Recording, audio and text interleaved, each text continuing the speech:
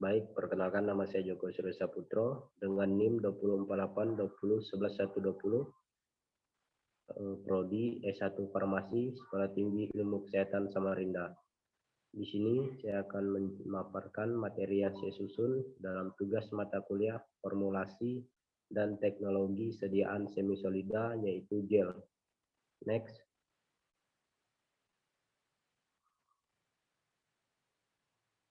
Pokok pembahasan yang pertama, definisi gel. Yang kedua, jenis-jenis gel. Yang ketiga, komposisi gel. Yang keempat, cara pembuatan gel. Yang kelima, evaluasi sediaan gel. Yang keenam, contoh formula. Yang ketujuh, cara pembuatan formula. Dan yang kedelapan, evaluasi formula. Next. Yang pertama, definisi gel. Sediaan gel atau jeli merupakan sediaan semi padat yang terdiri dari suspensi yang terbuat dari partikel anorganik kecil atau anorganik besar yang terpenetrasi oleh suatu cairan. Gel didefinisikan sebagai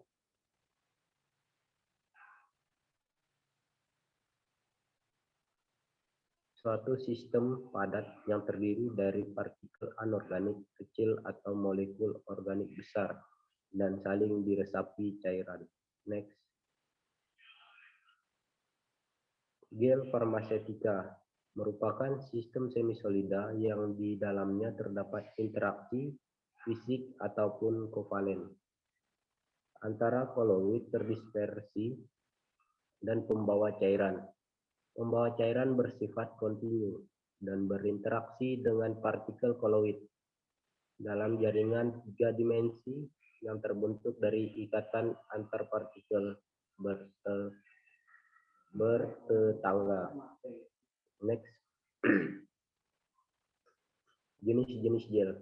Yang pertama, hidrogel, silika, bentonit, pektin, sodium alginat, dan alumina. Yang kedua, organik gel. Yang ketiga, karbomel gel. Yang keempat, metil salulose gel. Yang kelima, stretch glycerid. Dan yang ketujuh, aluminium hidroksid gel. Next. Komposisi gel. Bahan-bahan yang bisa digunakan dalam pembuatan gel yaitu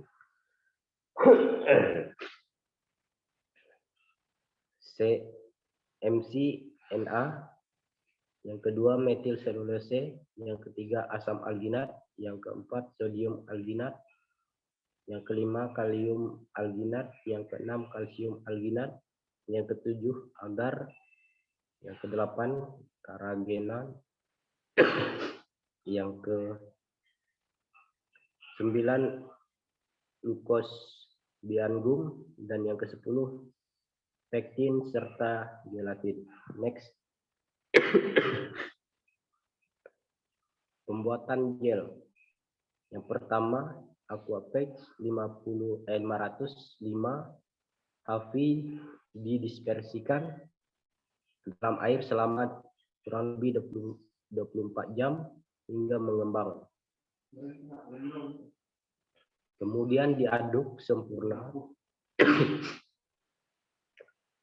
untuk menghindari terbentuknya gumpalan dari aquapex 505 HV tersebut. Setelah itu ditambahkan triethanolamin tetes demi tetes sambil diaduk. Piroxicam dilarutkan dalam campuran triethanolamin dan air.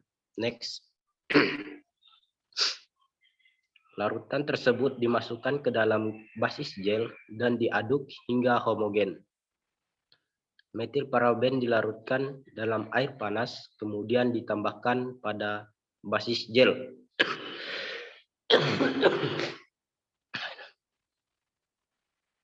Setelah itu ditambahkan campuran etanol dan sebagian air ke dalam basis gel. Kemudian diaduk hingga homogen. Next. Evaluasi sediaan. Yang pertama, uji organoleptis. Uji organoleptis meliputi bentuk, warna, dan bau. Uji dilakukan dengan tujuan untuk mengetahui apakah suatu sediaan sudah sesuai dengan spesifikasi yang ditentukan dan merupakan tes awal sediaan yang telah dibuat. Yang kedua, uji homogenitas. Uji homogenitas diuji melalui pemeriksaan secara visual, yaitu sediaan dioleskan pada suatu bidang datar, kemudian diamati tampilannya dan keberadaan agregatnya. Next. Yang ketiga, uji viskositas. Uji viskositas dilakukan untuk mengetahui besarnya tahanan suatu cairan untuk mengalir. Makin tinggi viskositas, maka makin besar tahanannya. Alat yang digunakan adalah viskotester VT04.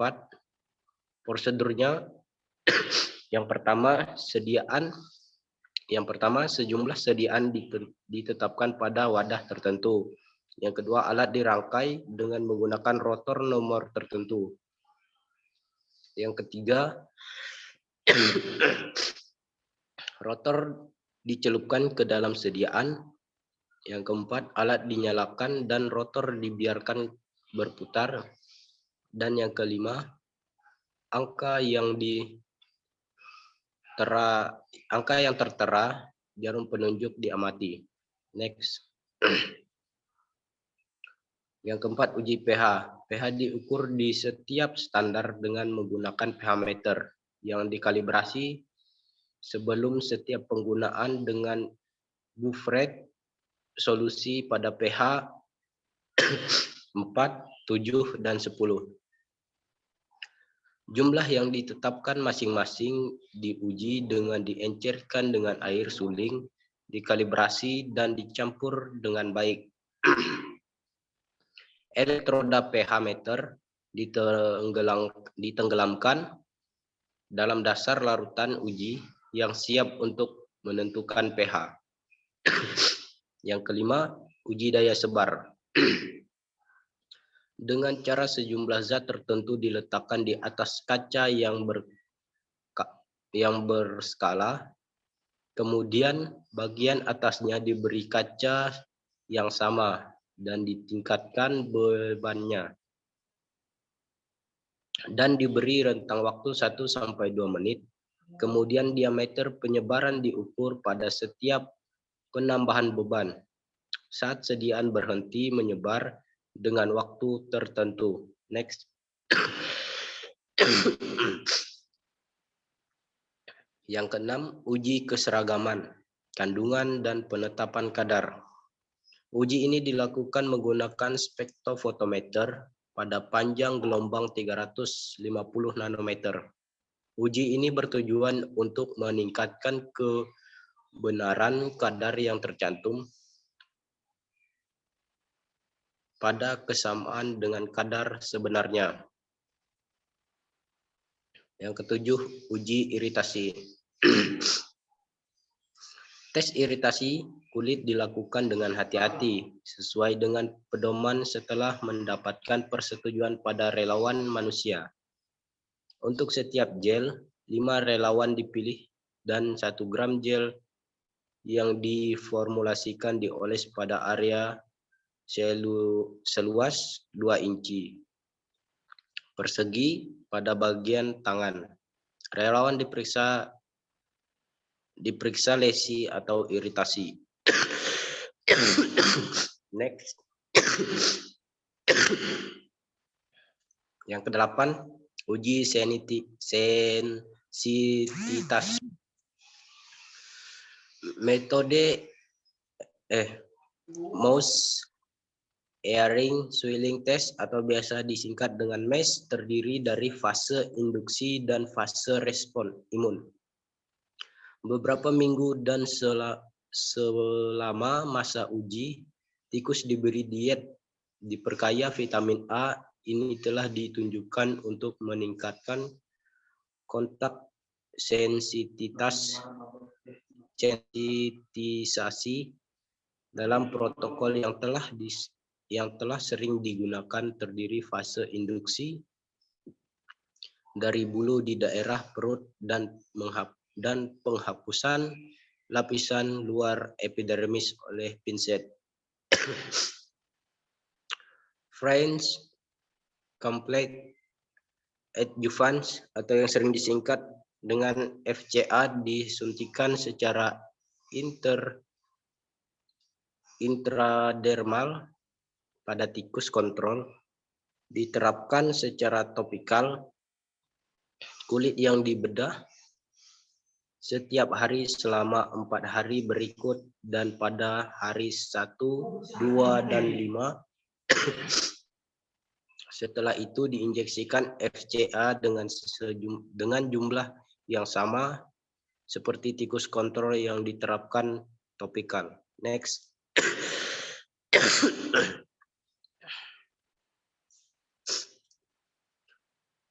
Setelah periode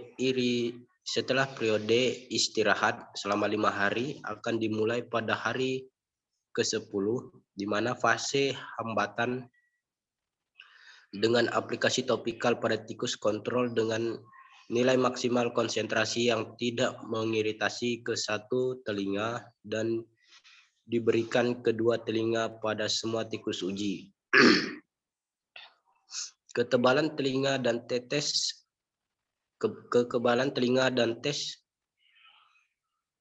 dan pengendalian telinga diukur di bawah ether anestesi dengan mikrometer 24 dan 48 jam setelah pengujian. Pembengkakan telinga dinyatakan sebagai perbedaan antara uji dan pengendalian telinga dalam persen.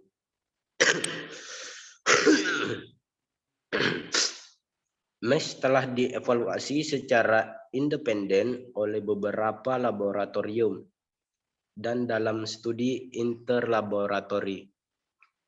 Next. Di sini saya mengambil contoh formula gel hand sanitizer ekstrak daun sirih merah. Contoh formula dan penimbangan bahan. Yang pertama,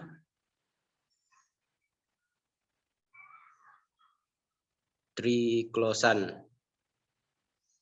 Penimbangan yang A 1,5 gram, penimbangan yang B 2 gram, fungsinya sebagai bahan aktif. Yang kedua, alkohol 70%, penimbangan A 60 ml, penimbangan B 60 ml, fungsinya sebagai pelarut. Yang ketiga, karbopol 940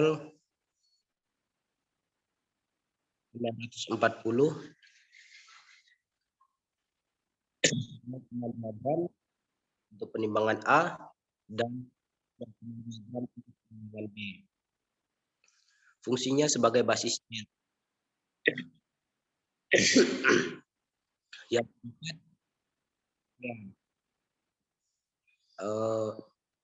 2 tetes untuk penimbangan B dan 2 tetes untuk penimbangan A. Fungsinya sebagai alkalizing agent. Yang kelima, metil paraben. Penimbangan A 0,2 gram, penimbangan B 0,2 gram. Fungsinya sebagai pengawet. Yang 1 ml, penimbangan B 1 ml.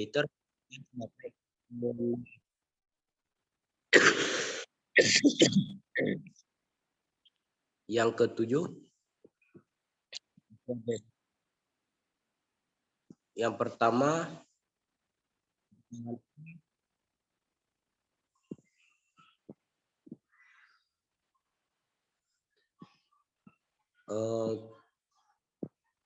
QS dan QS sebagai fungsinya sebagai pelarut. Next.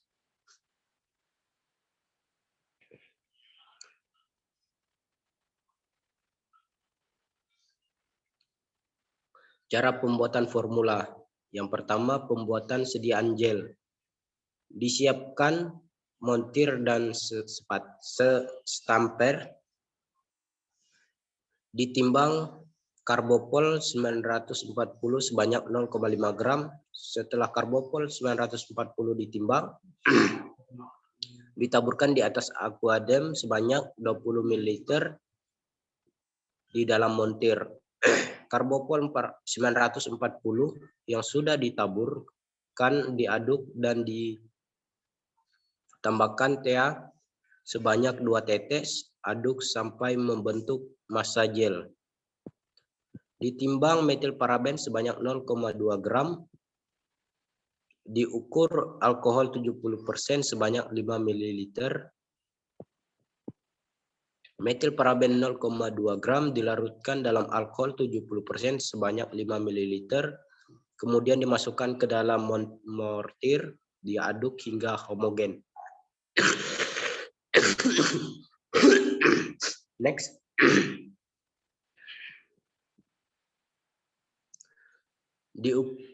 Diukur alkohol sebanyak 55 ml, ditimbang triklosan 1,5 gram untuk konsentrasi 1,5% dan 2 gram untuk konsentrasi 2%. Triklosan dilarutkan ke dalam alkohol sebanyak 55 ml dan diaduk sampai larut. Triklosan yang sudah larut dimasukkan ke dalam mortir, dicampur sampai homogen, dipindahkan ke beker gelas yang sudah dikalibrasi. Ditambahkan aquades sampai 100 ml, diaduk sampai homogen. Sediaan gel yang jadi dimasukkan dalam wadah, dilanjutkan evaluasi sediaan. Next.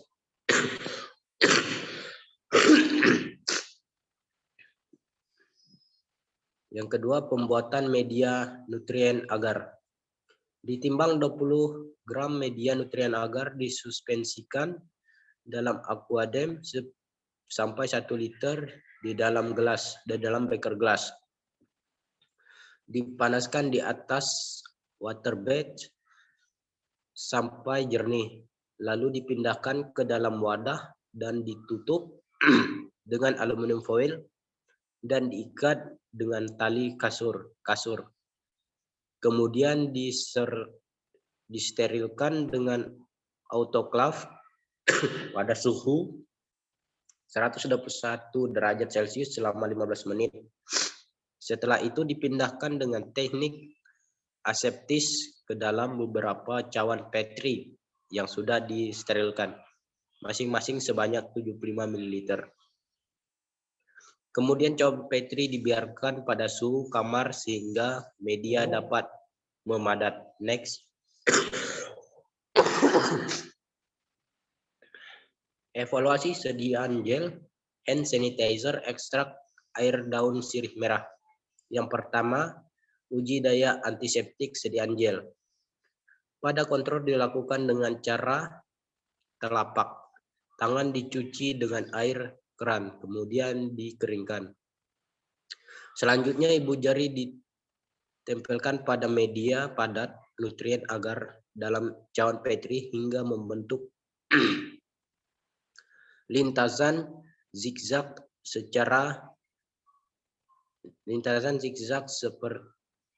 seperti ini disebut sweeping. Media diinkubasi pada suhu 37 derajat Celcius selama 24 jam. Setelah diinkubasi, sejumlah koloni bakteri dihitung dan replikasi dilakukan sebanyak 4 kali. Next. Pada uji dilakukan dengan cara mencuci tangan dengan air keran dan dikeringkan, kemudian tuang sediaan uji pada telapak tangan dan gosok secara merata. Setelah 30 detik ibu jari ditempelkan pada media pada nutrien agar dalam cawan Petri hingga membentuk lintasan zigzag. Media diinkubasi selama 37 derajat Celcius selama 24 jam setelah diinkubasi. Jumlah koloni bakteri dihitung dan direplikasi dilakukan sebanyak 4 kali. Next.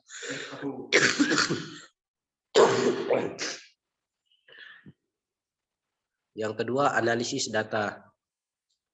Data hasil pertumbuhan bakteri pada masing-masing formula dianalisis dengan penggunaan ANOVA faktorial.